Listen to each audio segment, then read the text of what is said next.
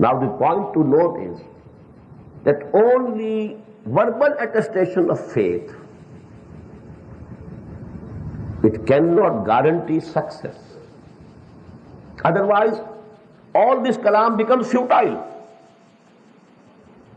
When you say, do this, do this, do this, do this, so that you attain to success, what does it mean? There can be no success without fulfilling these conditions.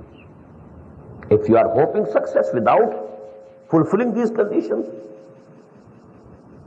tilka amaniyuhum, it's your wishful thinking, nothing else.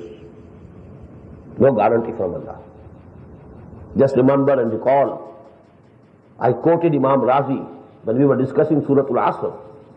اعلم أن هذا الآية فيها وعيد شديد بأن الله تعالى حكم بالخسار على جميع الناس إلا من كان آتيا بهذه الأشياء الأربعة وهي الإيمان والعمل الصالح والتواصي بالحق والتواصي بالصبر ودل ذلك أن النجاة معلقة بمجموع هذه الأشياء.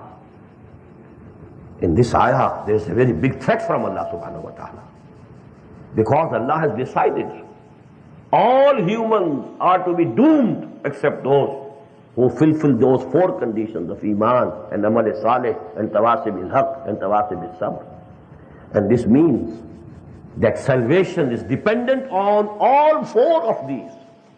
You cannot decrease anyone.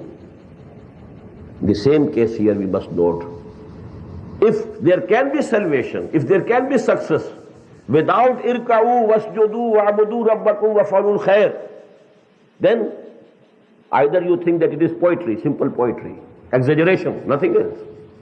But mind you, this is the kalam of Allah. There's no exaggeration, no poetry.